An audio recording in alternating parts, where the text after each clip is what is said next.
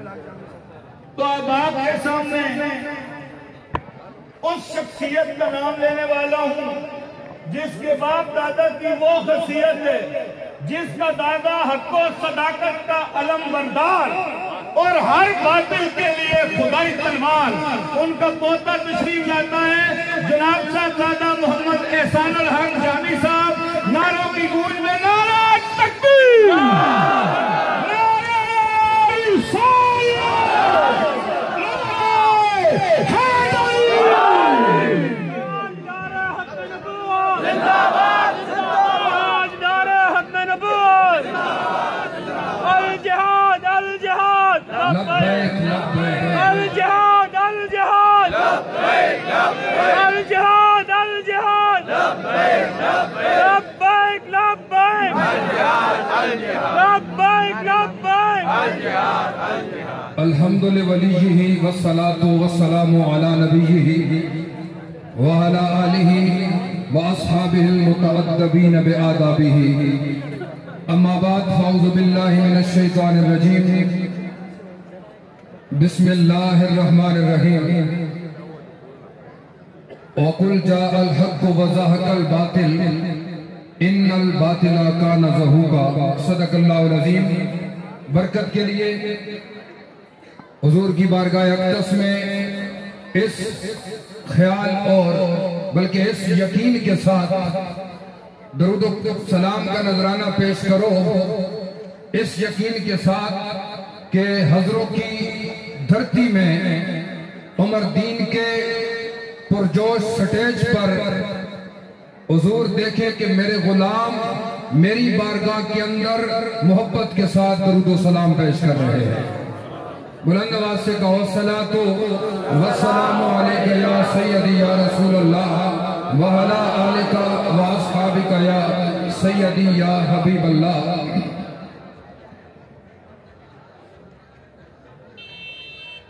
میرے کریم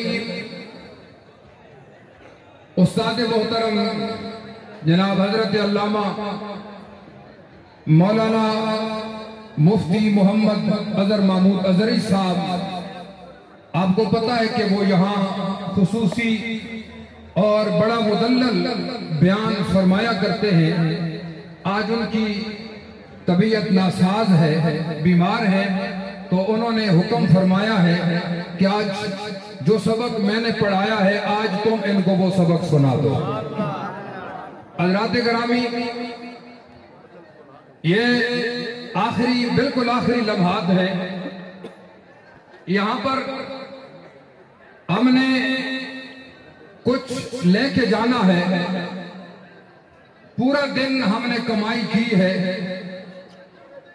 اب کہیں ایسا نہ ہو کہ پلٹ کے جائیں اور ہمارے دامن میں کچھ بھی نہ رہے، ایسا انشاءاللہ ہوگا نہیں، لیکن اللہ کی جو خصوصی انوار و اکرام کی بارشیں اب ہوں گی ان دعائیہ لمحات کے اندر، ان بہترین پرنور لمحات کے اندر، تو میں چاہتا ہوں کہ میرا کوئی بھی بھائی اللہ کی انوار و اکرام کو سمیٹے بغیر نہ جائے۔ حضرات گرامی، آپ نے شروع سے لے کر ابھی تک نبی کریم علیہ السلام کی یا تو نعت سنی ہے یا پھر ناموس رسالت کے متعلق بات سنی ہے۔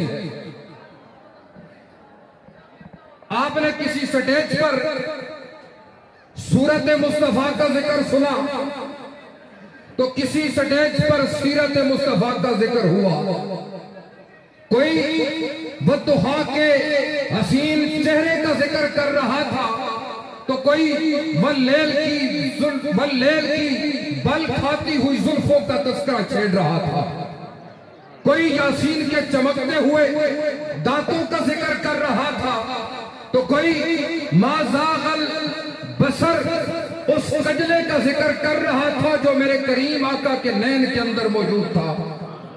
جو کسی کو ہم نے سنا کہ یداللہ کے ہاتھوں کا ذکر کر رہا تھا تو کوئی حضور کے آنے کا ذکر کر رہا تھا، کوئی حضور کے معراج پہ جانے کا ذکر کر رہا تھا۔ الغرض ہر بندہ آیا اپنی اپنی حاضری حضور کی بارگاہ کے اندر لگائی، اس لیے نہیں کہ ہم نعت پڑھیں گے، ذکر کریں گے تو حضور کی توصیف، حضور کی تعریف کا حق ادا ہو جائے گا، نہیں۔ اگر ہم ساری زندگی بھی حضور کے ترانے پڑھتے رہے، حضور کی نعت پڑھتے رہے، حضور کا ذکر کرتے رہے، ساری زندگی کیا ہزاروں سال کی بھی زندگی ملے، شب و روز حضور کی تعریف کے اندر ہم اپنا شب و روز گزار دیں تو رب العالمین کی عزت کی قسم اٹھا کے کہتا ہوں ہم ایک لمحے کا بھی ذکر ادا نہیں کر سکتے اور نہ ہی ہم اللہ کا شکر ادا کر سکتے ہیں۔ نعرہ تکبیر، اللہ اکبر۔ حضرات گرامی، میرے کریم آقا علیہ الصلوۃ والسلام، آپ کا چونکہ میلاد ہے تو کریم آقا کی 3 حالتیں ہیں۔ ایک ہے نور محمدی، ایک ہے خلقت محمدی، اور تیسری ہے باسط محمدی۔ اب اگر ان تینوں کی تشریح کی جائے تو 3 گھنٹے تو بنتے ہیں، انشاءاللہ ہم بھی الحمدللہ بول سکتے ہیں، لیکن ایک بات نور کی، چونکہ ہم کہتے ہیں نا کہ ہمارے نبی نور ہیں، الحمدللہ ہماری وہ جماعت ہے جو اپنے نبی کو نور بھی مانتی ہے، بشر بھی مانتی ہے۔ ہمارا ان کے ساتھ تعلق نہیں جو صرف نور مانتے ہیں اور بشریت کا انکار کرتے ہیں، اور ان سے بھی نہیں جو بشر کو مانتے ہیں نور کا کلی انکار کرتے ہیں۔ نہ، ہم حضور کی نورانیت کے بھی قائل ہیں، حضور کی بشریت کے بھی قائل ہیں، لیکن یہ بات سمجھی جائے کہ کبھی بھی اپنے جیسا بشر نہ سمجھا جائے، ان کو اپنے جیسا انسان نہ سمجھا جائے۔ حضور کو کھانا پینا دیکھ کے، حضور کو چلنا پھرنا دیکھ کے، حضور کی رفتار گفتار کو دیکھ کے یہ مت سمجھا جائے کہ ہم بھی چلتے ہیں، ہماری بھی رفتار ہے، ہماری بھی گفتار ہے، ہم بھی بولتے ہیں، ہم بھی کھاتے پیتے ہیں، سوتے جاگتے ہیں، لیکن یاد رکھنا تیرا سونا جاگنا اپنی خواہش کے مطابق ہے۔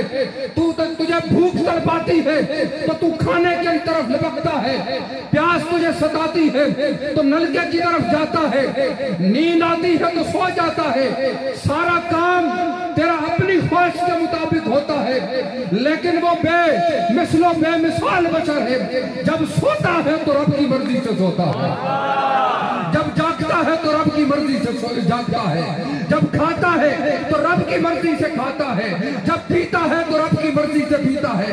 گویا کہ ان کا ہر فعل اپنی مرضی اپنے خواہش کے مطابق نہیں ہوتا، ان کا ایک ایک قدم اٹھتا ہے تو اپنے رب کی مرضی سے اٹھتا ہے۔ حضرات گرامی، وہ بے مثل اور بے مثال بشر ہے، اپنے جیسا نہ سمجھا جائے۔ قرآن کی آیت پڑھی جاتی ہے، قُلْ إِنَّمَا أَنَا بَشَرٌ مِثْلُكُمْ، تمہاری طرح بشر ہوں۔ اب اس کی تفصیل بھی نہیں کرنا چاہتا، اگر یہ نظر آتا ہے تو پھر میرے نبی کا فرمان بھی تو پڑھو۔ جب میرے کریم آقا علیہ السلام نے روزے رکھے، بیچ میں افطار نہ کیا، صحابہ نے دیکھا اس عمل کو تو صحابہ نے بھی وہ روزے رکھنا یوم وصال شروع کیے۔ 3-4 دن گزرے ہوں گے، رنگ پیلے پڑ گئے، جسم کے اندر نکاہت کمزوری آ گئی۔ میرے کریم آقا نے پوچھا، میرے غلاموں کیا وجہ ہے؟ رنگت میں پیلا پن کیوں ہے؟ جسم کے اندر نکاہت کمزوری کیوں ہے؟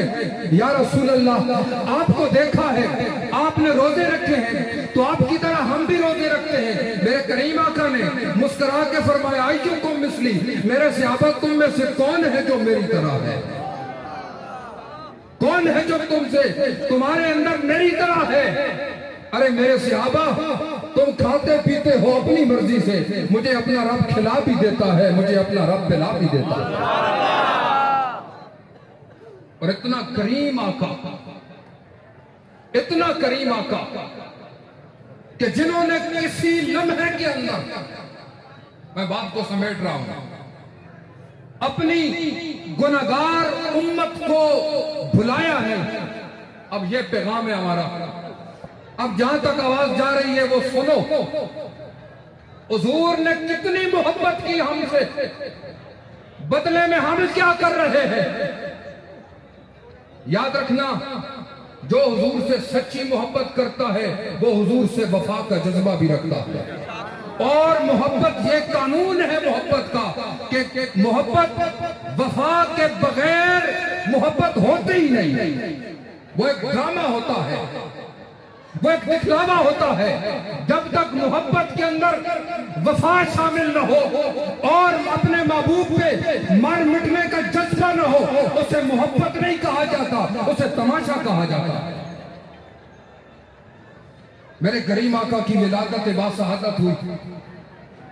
دائی صاحبہ فرماتی ہیں جب حضور تشریف دنیا کے اندر لائے, زمین کے اوپر اپنے سر اقدس کو رکھا, ہلکی ہلکی آواز آ رہی تھی, رب حب لی امتی, یا اللہ میری امت کو بخشش فرما دے. یہ آنے کا پہلا لمحہ, پہلی گھڑی ہے جو آتے ہوئے اپنی گناہگار امت کو بھلاتا نہیں. ابھی امت پیدا بھی نہیں ہوئی, ابھی امت نے کلمہ بھی نہیں پڑھا, ابھی آپ نے نبوت کا اعلان بھی نہیں فرمایا, لیکن آپ کو پتا ہے اس حالت نور کے اندر آپ کو پتا تھا کہ مجھے ایک امت کا پیشوا بنایا جائے گا, مجھے ایک امت کا نبی بنایا جائے گا, ایک قوم میرے حوالے کی جائے گی جو میرا کلمہ پڑھے گی, وہ گناہ بھی کرے گی, ادائیگی کے اندر اس سے کوتاہی ہوگی. پہلے ہی میرے کریم آقا نے سر اقدس کو زمین کے اوپر رکھ کے فرمایا, یا اللہ میری گناہگار امت کی بخشش فرما دے. آگے چلیں.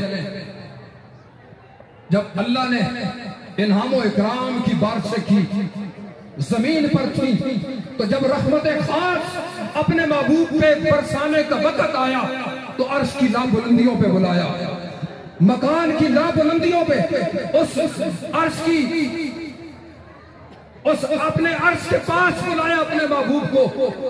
اور جب میرے آقا کریم علیہ السلام رب کے جلووں کے اندر گئے, رب کے جلووں کے اندر گم ہو گئے, تو میرے آقا خاموش ہو گئے. رب کی طرف سے آواز آئی, اے پیارے میرے جلووں کا نظارہ کر رہا ہے, آج تو نور کے سراؤں کے اندر ہے, یہاں مشرق و مغرب نہیں, شمال و جنوب نہیں, زمین و آسمان نہیں, اب ہر شے نیچے رہ گئی. محبوب تجھے مقام دیا, اب ساری مخلوق سے تجھے اوپر بلا لیا, اپنا قرب خاص دے دیا. محبوب چپ کیوں ہو؟ میرے کریم آقا نے عرض کی, میرے اللہ مجھے 1400 سال بعد تڑپنے والی اپنی امت یاد آ گئی. بات نہیں سنا حضرات گرامی. جب میرے کریم آقا کا وصال مبارک ہوا, کل نفس ذائقۃ الموت, جب آپ دنیا سے تشریف لے گئے, قبر انور کے اندر رکھا گیا میرے کریم آقا کو.